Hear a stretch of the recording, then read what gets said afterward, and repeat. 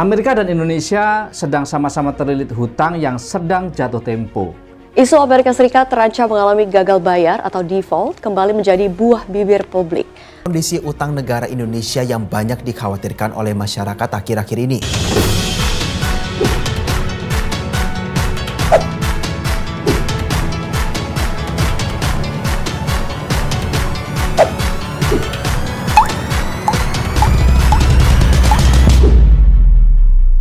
Amerika dan Indonesia sedang sama-sama terlilit hutang yang sedang jatuh tempo. Besarnya nggak main-main. Jika APBN Indonesia 2025 sebesar 3.600 triliun rupiah, sekitar 800-900 triliun adalah untuk bayar hutang yang jatuh tempo pada 2025 ini. Kira-kira sekitar 20-25% APBN. Sedangkan APBN Amerika Serikat untuk fiskal 2025 saja mencapai 7 triliun dolar Amerika Serikat. Kira-kira dengan kurs 1 dolar sekitar 16.345 rupiah, ini setara dengan 114 kuadriliun rupiah atau 114.415 triliun rupiah. Jadi APBN Amerika dengan jumlah penduduk 340 juta jiwa, itu APBN-nya kira-kira 32 kali lebih besar daripada APBN Indonesia dengan jumlah penduduk sekitar 280 juta jiwa. Itulah negara kaya Amerika. Tapi jadi negara kaya ternyata masalahnya juga banyak. Apalagi kalau pemimpinnya tidak amanah dan hanya mementingkan kepentingan politik yang sesaat saja. Yang parah, hutang jatuh tempo Amerika tahun 2025 ini mencapai 36 triliun US dollar, setara dengan 588 kuadriliun rupiah, sekitar 5 kali lipat dari APBN Amerika 2025 jatuh tempo. Kebayang bagaimana pusingnya si Donald Trump? Ya, pasti dia sampai sumpek hingga membentuk kementerian atau departemen baru yang dinamakan DOGE, yang dipimpin oleh Elon Musk, pendiri Tesla dan pemegang koin kripto terbanyak Doge. Sepertinya ini penamaan memang pesanan khusus spesial dari Elon Musk.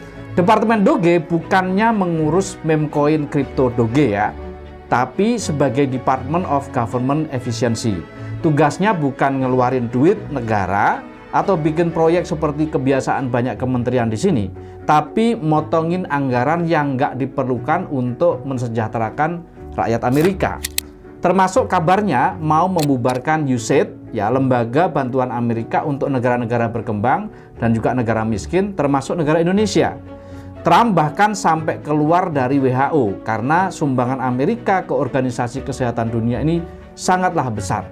Semuanya demi efisiensi pemerintah Amerika. Hampir sama dengan Amerika Serikat, Presiden Indonesia Prabowo Subianto juga menerima peninggalan hutang presiden-presiden sebelumnya yang jatuh tempo sebesar 800 triliun di tahun 2025 ini. Atau kira-kira sekitar 20 atau 25% dari APBN Indonesia yang sebesar 3.600 triliun, tergantung nilai tukarnya. Banyak anggaran pemerintah yang dipotong atau digunting untuk berbagai proyek yang sebelumnya untuk pembangunan infrastruktur, untuk IKN, belanja proyek, untuk tukin dosen, pengeluaran kementerian, dan masih banyak lagi anggaran yang dipotong. Bagaimana menurut kalian? Apakah kebijakan Trump yang memotong anggaran dengan cara yang gila seperti membubarkan USAID, keluar dari WHO, sebagai langkah yang tepat? Apa nggak sebaiknya potong anggaran kementerian saja ala Presiden Prabowo atau ala pemerintah Indonesia? Berikan komentar kalian di bawah. Siapa yang nggak kenal dengan Elon Musk dan Donald Trump? Keduanya ini sama-sama konglomerat, terkenal sama-sama playboy dan juga super gila. Donald Trump, Elon Musk ini membuat kebijakan ala goyang satbor yang membuat publik Amerika dan dunia itu shaking alias terguncang. Pembentukan DOGE mencerminkan upaya Trump untuk menangani masalah anggaran pemerintah melalui pendekatan yang kontroversial dan belum pernah terjadi pada era Presiden Amerika Serikat sebelumnya. Lembaga DOGE dipimpin oleh Elon Musk bertujuan untuk mengidentifikasi dan mengurangi pengeluaran pemerintah federal atau pemerintah pusat yang dianggap tidak efisien atau berlebihan, serta menghilangkan regulasi yang dianggap tidak perlu. Langkah-langkah yang diambil termasuk menutup beberapa lembaga pemerintah pusat seperti USAID, Kementerian Pendidikan dan juga Kementerian Tenaga Kerja, serta mengambil alih sistem pembayaran yang dilakukan oleh Kementerian Keuangan Amerika Serikat untuk menghentikan pembayaran-pembayaran yang selama ini dianggap tidak efisien. Tindakan ini menuai kritik banyak pihak karena dianggap melampaui batas konstitusional dari kewenangan eksekutif dan mengabaikan proses legislatif yang seharusnya melibatkan DPR. Beberapa pihak menilai bahwa langkah Trump dan Elon Musk ini dianggap sebagai tindakan yang konsolidatif hanya untuk kekuasaan, ketimbang kepentingan untuk reformasi substansial terkait dengan fiskal yang dibutuhkan untuk menyelamatkan kondisi keuangan negara Amerika Serikat yang memang sedang dalam kondisi sangat berat. Saya akan bahas apa yang sebenarnya terjadi dari masalah efisiensi Amerika dan juga Indonesia. Apa kebijakan kontroversi Trump dan juga Prabowo, dan bagaimana dampaknya dan pelajaran apa yang bisa kita ambil untuk Indonesia ke depan. Kita kupas dalam Kupi Panas FS. Saya Farid Subhan. Jangan lupa untuk like, komen, dan subscribe agar tidak ketinggalan konten Kupas FS yang akan datang. Kita ngopi dulu. Masalah fiskal Amerika dan Indonesia. Anggaran pemerintah merupakan instrumen penting dalam pembangunan ekonomi dan sosial sebuah negara. Amerika dan Indonesia sama-sama sedang bermasalah karena selama bertahun-tahun selalu mengandalkan hutang untuk menutupi kekurangan anggaran atau defisit fiskal untuk menutupi biaya operasional pemerintah. Defisit anggaran dari Amerika misalnya mencapai lebih dari 5% dari PDB Amerika di tahun 2025. Indonesia kurang lebih sekitar di bawah 3% dari PDB. Sementara yang jadi masalah Amerika, hutang terhadap PDB-nya sudah sangat tinggi sekali, di atas 123%. Indonesia kurang lebih sekitar 40% dari PDB nasional kita. Amerika sedang menghadapi risiko besar akibat beban hutang dan juga defisit fiskal yang terlalu tinggi. Salah sedikit saja dalam kebijakan pengelolaan keuangan negara, Amerika bisa seperti Venezuela yang pernah mengalami inflasi sampai 344.000% pada Februari 2019 lalu. Beberapa masalah fiskal atau anggaran Amerika Serikat diantaranya, yang pertama adalah defisit anggaran yang membengkak. Bayangkan, defisit fiskal terus meningkat dengan utang nasional yang mencapai 36 triliun pada 2025 yang jatuh tempo. Pemerintah Trump menyebut penyebab utama defisit adalah belanja yang terlalu besar untuk program kesejahteraan sosial yang harus dipangkas, seperti untuk Medicare, Medicaid, Social Security, pertahanan, yang di era sebelumnya dari zaman Obama sampai yang terakhir dengan Biden itu terlalu tinggi. Suku bunga yang tinggi membuat pembayaran bunga hutang semakin besar. Hal ini memperburuk kondisi fiskal dari pemerintah Amerika. Kemudian yang kedua adalah inflasi dan juga kebijakan moneter yang ketat. Inflasi yang tinggi memaksa The Fed atau Bank Sentral Amerika menaikkan suku bunga, yang tentu berdampak memperlambat pertumbuhan ekonomi dan memperbesar biaya hutang pemerintah. Daya beli masyarakat menurun yang juga berdampak pada perlambatan konsumsi domestik dari warga atau konsumen Amerika.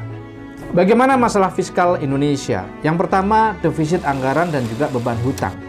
Meskipun tidak setinggi di Amerika, beban hutang Indonesia mencapai 8.680 triliun pada akhir 2024, atau setara dengan kurang lebih 40% dari PDB Indonesia. Hutang pemerintah terus mengalami peningkatan yang sangat signifikan dari tahun ke tahun, sejak tahun 2014 yaitu sebesar 2.600 triliun rupiah. Sekarang sudah mencapai 8.600 triliun rupiah. 40% dari PDB nasional kita. Jumlah ini memang relatif lebih rendah dibandingkan dengan Amerika Serikat. Namun tetap saja ya, karena ekonomi Indonesia memang masih kecil, kita masih negara berkembang dan relatif negara berpenghasilan menengah bawah gitu ya.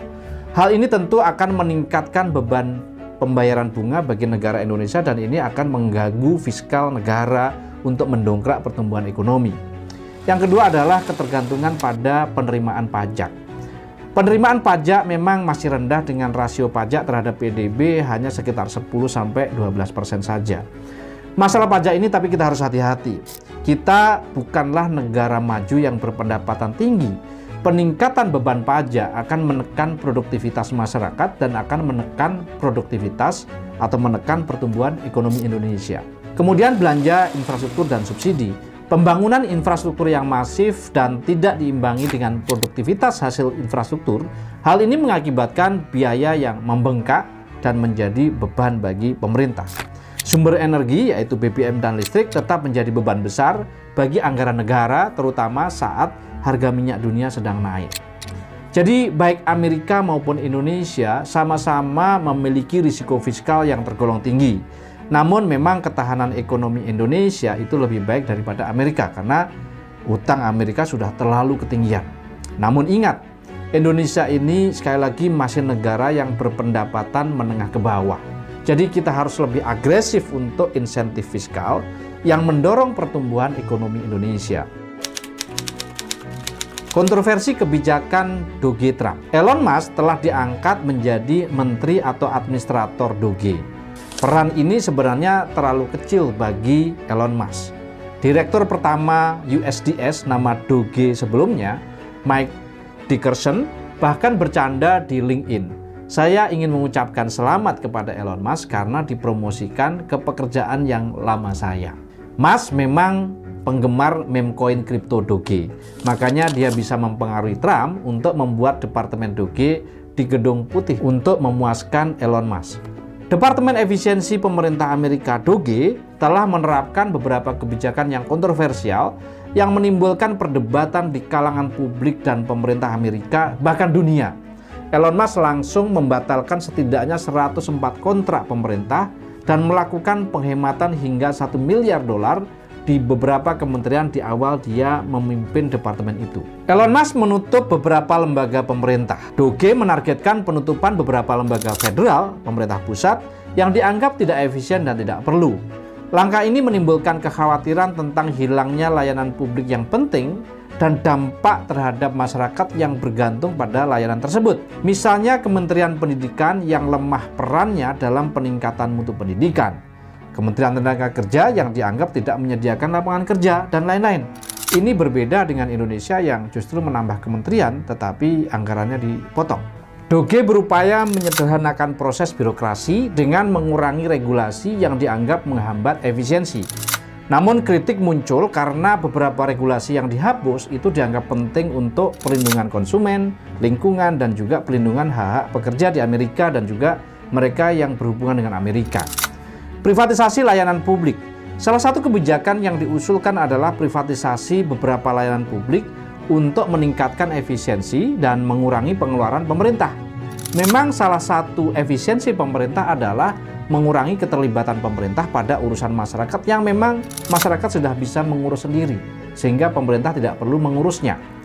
Penggunaan teknologi canggih. Elon Musk melalui Doge mendorong penerapan teknologi canggih dalam operasional pemerintahan. Kemudian kebijakan yang kontroversial dari Elon Musk adalah menutup USAID. Elon Musk menyebut Lembaga Pembangunan Internasional Amerika Serikat USAID merupakan organisasi kriminal. Musk mengatakan hal itu di platform X ketika membalas unggahan video yang menuding bahwa USAID terlibat dalam pekerjaan CIA dan sensor internet. Bahkan per 7 Februari 2025, website usaid.gov sudah tidak bisa beroperasi lagi. Presiden Amerika Donald Trump akhirnya menghentikan berbagai bantuan dari Badan Pembangunan Internasional Amerika Serikat atau USAID. Pemberhentian bantuan ini termasuk menyetop pasokan medis dan juga obat-obatan bagi pasien HIV dan juga TBC di banyak negara yang selama ini dibantu oleh Amerika. Pada 2023, Amerika sebagian melalui USAID menggelontorkan dana sampai $72 miliar Amerika ke berbagai negara di dunia guna mendanai berbagai program mulai dari kesehatan perempuan, akses terhadap air bersih, penanganan HIV/AIDS, keamanan energi hingga persoalan anti korupsi. Kebijakan-kebijakan Doge telah memicu berbagai reaksi di Kongres Amerika atau di DPR-nya Amerika. Beberapa anggota DPR Amerika mendukung upaya peningkatan efisiensi dari pemerintah ini. Namun banyak yang menyuarakan keprihatinan terkait potensi dampak negatif dari kebijakan ini. Isu-isu seperti hilangnya layanan publik yang penting, pengabaian terhadap regulasi perlindungan manusia, dan potensi konflik kepentingan menjadi topik perdebatan panas di Amerika. Selain itu, beberapa anggota Kongres mempertanyakan akuntabilitas dan transparansi Doge, terutama mengingat peran signifikan Elon Musk yang juga memiliki kepentingan bisnis dengan pemerintah federal. Diskusi mengenai batas-batas kekuasaan eksekutif dan perlunya pengawasan legislatif terhadap inisiatif semacam ini juga menjadi sorotan. Berbagai kebijakan Doge memicu perdebatan yang intensif mengenai keseimbangan antara efisiensi pemerintah dan juga perlindungan terhadap kepentingan publik Amerika. Bahkan tidak hanya bagi warga Amerika, ini juga bagi kemanusiaan di dunia. Banyak yang mengatakan tim Doge yang dipimpin oleh Elon Musk itu malah membuat kekacauan di pemerintahan Amerika. Tim Doge adalah tim elit Amerika yang menjadi mata telinga penulis kebijakan strategis dari Donald Trump. Tim Doge ibarat pengawas politik yang mengendalikan dan mengimplementasikan agenda Presiden Donald Trump. Berbagai kebijakan untuk kesejahteraan rakyat Amerika, misalnya tentang kesehatan yang dibangun sejak era Obama akan dihapus alias sirna selamanya, digantikan dengan kebijakan baru Trump dan juga Elon Musk yang sangat pragmatis dan pro kepentingan kapitalis atau pengusaha. Kebijakan Doge dianggap sebagai kebijakan eksperimen Doge di pemerintah Amerika. Doge diharapkan sangat membantu Trump untuk menyelamatkan IT pemerintahan yang saat ini berantakan. Tapi dalam skenario terburuk, Doge akan seperti parasit rakus yang menghancurkan Amerika dari dalam. Begitu pendapat dari beberapa pengamat di Amerika. Kontroversi kebijakan efisiensi Prabowo. Prabowo menginstruksikan penghematan anggaran sampai 306,69 triliun yang terdiri dari pemangkasan anggaran kementerian dan juga lembaga sebesar 256,1 triliun dan juga pengurangan transfer ke daerah senilai 50,59 triliun. Menteri Keuangan Sri Mulyani menjelaskan bahwa efisiensi ini difokuskan pada pengeluaran non-prioritas agar tidak menghambat pertumbuhan ekonomi. Ia menegaskan bahwa pemangkasan anggaran akan diterapkan pada pos-pos yang tidak memberikan manfaat langsung bagi masyarakat, seperti acara seremonial, rapat seminar, penelitian, pelatihan honorarium, sewa gedung, kendaraan, hingga biaya cetak-mencetak. Identifikasi penghematan juga mencakup belanja operasional dan non-operasional, namun tetap mempertahankan alokasi untuk belanja pegawai dan bantuan sosial. Efisiensi anggaran dilakukan dengan mengurangi perjalanan dinas, membatalkan program beasiswa, menghentikan sementara pembangunan IKN Nusantara, serta menghemat pengeluaran listrik, air, sampai pengeluaran telepon. Menurut Sri Mulyani, dana hasil efisiensi ini akan dialokasikan untuk mendukung program swasembada pangan, ketahanan energi, dan perbaikan sektor kesehatan, serta berbagai inisiatif lain yang bertujuan meningkatkan kualitas hidup masyarakat. Pemerintah menegaskan bahwa program layanan publik dan kesejahteraan masyarakat tetap berjalan tanpa gangguan. Di tahun 2025 ini, Kementerian PU menjadi kementerian yang paling kena pangkas terbesar sampai 82 triliun rupiah. Dan juga Kemendikti Saintek dan juga Kementerian Kesehatan, ketiga kementerian ini yang paling besar kena dampak dari pemangkasan anggaran. Sementara tiga kementerian yang tetap dipertahankan dengan anggaran yang gemuk adalah Kementerian Pertahanan dengan 166,26 triliun, Kepolisian 126,64 triliun, dan Badan Gizi Nasional 71 triliun. Dampak kebijakan kontroversi Trump dan Prabowo. Warga Amerika Serikat menyebut bahwa satu perintah eksekutif tentang Doge dari sekian banyak dekret hari pertama Donald Trump seperti mencoba memilih satu peluru dari rentetan tembakan AK-47. Namun salah satunya benar-benar menghantam banyak kepentingan Amerika. Perintah membentuk dan menerapkan Departemen Efisiensi Pemerintahan Presiden atau Doge yang dipimpin oleh Elon Musk yang punya tugas utama yaitu memangkas pengeluaran pemerintah Amerika Serikat 1-2 triliun dolar. Hal ini akan benar-benar seperti petir yang menyambar bagi banyak orang. Tidak hanya di Amerika, tapi bagi banyak orang di belahan dunia yang selama ini menggantungkan ekonominya pada bantuan Amerika Serikat. Presiden Amerika Serikat Donald Trump berencana menutup Badan Pembangunan Internasional Amerika (USAID) dan mengintegrasikannya dengan Departemen Luar Negeri atau Kementerian Luar Negeri. Rencana ini bahkan mendapatkan kritik dari Bill Gates, terutama terhadap Elon Musk. Sebagai penasihat Trump, Elon Musk bertanggung jawab atas proses peleburan USAID ke Departemen Luar Negeri. USAID selama ini menyalurkan miliaran dolar dalam bentuk bantuan kemanusiaan ke berbagai negara. Elon Musk kerap mengkritik lembaga tersebut, menuduh sebagai organisasi haluan kiri yang tidak tunduk pada Gedung Putih. Bill Gates yang aktif dalam kegiatan kemanusiaan mengkhawatirkan bahwa pengurangan atau penghentian bantuan USAID ini dapat menyebabkan jutaan kematian di seluruh dunia. Ia juga mengecam Elon Musk karena dianggap bertindak gegabah dalam menangani isu ini. Kata Bill Gates, gara-gara Elon Musk mungkin bisa membuat jutaan orang mati. Ini kejahatan kemanusiaan yang terlembagakan. Pada tahun fiskal 2023, USAID mengelola lebih dari 40 miliar dolar Amerika Serikat atau setara dengan 653 triliun rupiah dari total anggaran yang disetujui oleh Departemen Luar Negeri Amerika untuk operasi luar negeri untuk program-program tertentu.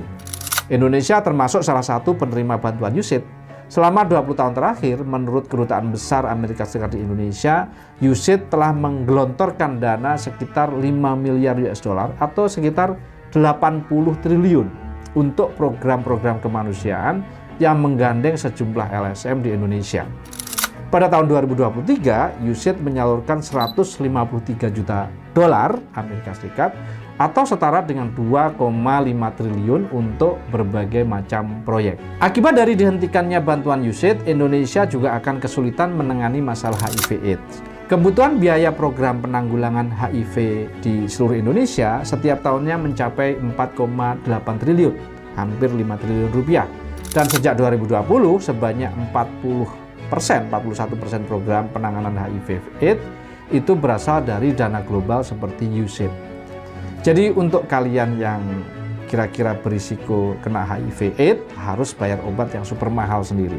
Yang lain jangan coba-coba dekat-dekat dengan risiko HIV/AIDS ya, seperti homoseksual, perilaku seks bebas, dan juga narkoba.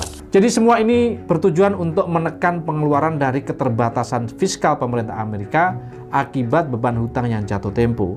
Namun ini akan mengakibatkan pesimisnya para pelaku ekonomi global karena Amerika akan mengalami perlambatan pertumbuhan ekonomi karena akibatnya suku bunga menjadi tinggi yang tentunya mengakibatkan menurunnya investasi dan konsumsi serta menghadapi risiko potensi krisis keuangan.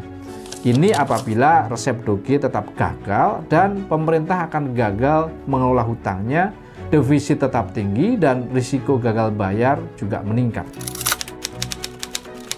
Bagaimana dampak kebijakan efisiensi Prabowo? Pemerintah Indonesia di bawah kepemimpinan Presiden Prabowo serta dukungan Menteri Keuangan Sri Mulyani menetapkan kebijakan efisiensi anggaran 306,69 triliun. Penghematan ini mencakup pemangkasan belanja kementerian dan lembaga terkait dan juga pengurangan transfer ke daerah.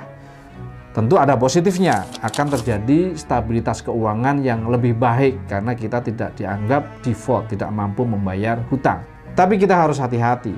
Kebijakan stabilitas dengan tight money policy akan menghambat pertumbuhan ekonomi. Padahal Presiden Prabowo dan tentu keinginan kita semua warga Indonesia, kita mendukung agar ekonomi kita bisa tumbuh melesat sampai di atas 8%. Potensi penurunan kinerja kementerian dan lembaga. Pemotongan anggaran sampai 256,1 triliun ini untuk berbagai kementerian dan lembaga akan menghambat beberapa program yang dijalankan. Beberapa proyek strategis mungkin tertunda atau dibatalkan, terutama yang terkait dengan pembangunan infrastruktur dan juga pengembangan pembangunan sumber daya manusia. Kemudian dampak kepada pemerintah daerah, pengurangan biaya transfer sampai 51 triliun kurang lebih dapat mengurangi kapasitas pemerintah daerah dalam membiayai proyek pembangunan dan layanan publik. Risiko meningkatnya ketimpangan fiskal antara daerah yang berpendapatan tinggi dengan daerah yang berpendapatan rendah sangat bergantung pada dana transfer dari pemerintah pusat. Tentu ini akan berpotensi pada perlambatan ekonomi di daerah. Dampak terhadap dunia usaha dan tenaga kerja. Pemangkasan belanja pemerintah dapat berpengaruh pada kontraktor dan juga penyedia jasa yang selama ini bekerja sama dengan pemerintah. Tentu akan memiliki dampak multiplier ke kebangkrutan perusahaan hingga peningkatan jumlah atau angka pengangguran. Pembatalan program beasiswa juga akan berdampak besar bagi masa depan putra-putra terbaik bangsa yang akan datang. Potensi perlambatan pertumbuhan ekonomi. Pengurangan belanja negara dapat menurunkan permintaan agregat yang berdampak pada laju pertumbuhan ekonomi.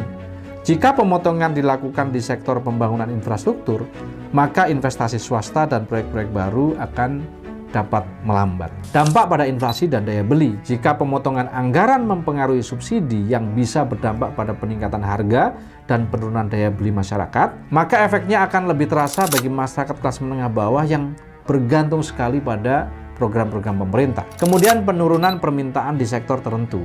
Perusahaan yang selama ini bergantung pada kontrak pemerintah seperti perusahaan jasa konstruksi, perusahaan jasa, perusahaan pendidikan, penelitian, dan lain-lain bisa mengalami kontraksi yang parah di tahun 2025 ini. Kemudian ada ketidakpastian bagi investor. Investor domestik dan asing bisa khawatir dengan kebijakan fiskal yang terlalu ketat, terutama jika pemotongan anggaran dilakukan tanpa strategi yang jelas. Jika pemotongan dilakukan secara mendadak, sentimen pasar kemudian bisa terdampak dan menyebabkan volatilitas di pasar saham dan pasar obligasi. Kemudian kesenjangan sosial dan regional. Pengurangan transfer ke daerah dapat membuat beberapa daerah, terutama yang bergantung pada dana pemerintah pusat, akan kesulitan membiayai proyek pembangunan dan juga layanan publik. Ini akan mengakibatkan ketimpangan antara daerah yang memiliki penghasilan yang tinggi dengan daerah yang memiliki penghasilan yang rendah, terutama untuk merealisasikan proyek infrastruktur dan juga proyek layanan dasar. Apa pelajaran bagi Indonesia? Kebijakan efisiensi anggaran memang bisa membantu menjaga stabilitas fiskal. Tapi hati-hati, ini berisiko menurunkan daya dukung pemerintah terhadap pertumbuhan ekonomi, terutama ekonomi daerah dan juga ekonomi nasional pada sektor-sektor tertentu. Pemerintah harus serius memberikan insentif dan pendampingan untuk akselerasi pertumbuhan ekonomi dan juga realokasi anggaran untuk sektor-sektor yang lebih produktif seperti pertanian, peternakan, energi, manufaktur, perdagangan, dan juga ekspor impor, dan juga inovasi teknologi. Pemerintah harus memastikan anggaran yang dialihkan benar-benar digunakan untuk program meningkatkan kesejahteraan masyarakat dan pertumbuhan ekonomi. Perlu ada skema kompensasi bagi daerah yang memang betul-betul terdampak dari pengurangan transfer untuk menghindari ketimpangan pembangunan. Misalnya pembangunan pemerintah pusat yang dialokasikan pada daerah tersebut. Kemudian perlu kolaborasi antara sektor swasta dan pemerintah. Libatkan swasta dalam proyek pembangunan infrastruktur untuk peningkatan kualitas pendidikan dan inovasi untuk mengurangi beban fiskal pemerintah. Strategi kebijakan fiskal Indonesia harus pro pertumbuhan. Pemerintah harus menjaga konsumsi publik dan daya beli masyarakat dengan memberikan insentif pajak bagi kelompok berpenghasilan rendah menengah untuk meningkatkan konsumsi domestik. Ya, diantaranya misalnya penyesuaian tarif, pajak, dan juga yang lain-lain supaya tidak membebani daya beli masyarakat. Kemudian pemerintah perlu mendorong peningkatan investasi dalam program padat karya untuk mengurangi pengangguran dan meningkatkan pendapatan rumah tangga. Kemudian pemerintah juga perlu meningkatkan stimulasi investasi dan iklim usaha seperti tax holiday, tax allowance, tujuannya untuk supaya sektor yang memiliki efek pengganda tinggi seperti untuk industri pertanian, peternakan, manufaktur, dan juga teknologi yang bisa menghasilkan padat karya. Kemudian adalah kebijakan peningkatan produktivitas UMKM melalui akses pembiayaan berbunga rendah bagi UMKM dan juga startup berbasis teknologi yang selama ini tidak terlalu diperhatikan, bahkan cenderung ditekan. Kemudian mendorong sinergi antara BUMN, swasta, dan UMKM untuk memperkuat rantai pasok dalam negeri, dan kemudian melakukan revitalisasi pembangunan di sektor pangan, energi, dan teknologi. Misalnya mengembangkan ekosistem pertanian modern berbasis teknologi digital atau misalnya smart farming, dan juga mempercepat industrialisasi pertanian serta mendorong investasi energi terbarukan seperti PLTS, bioenergi, geothermal, dan lain-lain untuk mengurangi ketergantungan kita pada impor energi atau BBM dari luar negeri. Kemudian perhatian yang sangat serius perlu dilakukan oleh pemerintah terkait dengan inovasi teknologi dan digitalisasi ekonomi. Meningkatkan alokasi anggaran untuk R&D dan mendorong kolaborasi antara pemerintah, universitas, dan swasta. Misalnya, untuk inisiatif mobil dan motor listrik, mesin produksi UKM, mendukung industri otomotif sangat penting, termasuk misalnya yang mendukung industri elektronik ya, supaya Indonesia bisa bersaing dengan negara-negara lain seperti Jepang, Korea Selatan, dan lain sebagainya. Kemudian membangun pusat inovasi berbasis AI, Big Data, dan IoT untuk mendukung transformasi digital di berbagai sektor industri di Indonesia. Bagaimana menurut kalian? Apakah efisiensi yang dilakukan oleh Indonesia lebih baik dari yang dilakukan oleh Trump di Amerika? Bagaimana dampaknya terhadap target pertumbuhan ekonomi di atas 8% yang digagas oleh pemerintah Presiden Prabowo? Ayo berikan pendapat kalian dengan komen di bawah. Jangan lupa untuk like, subscribe untuk mendukung konten Kupas FS yang akan datang. Sampai berjumpa kembali dengan program Kupas berikutnya. Saya Farid Subhan, salam Miracle.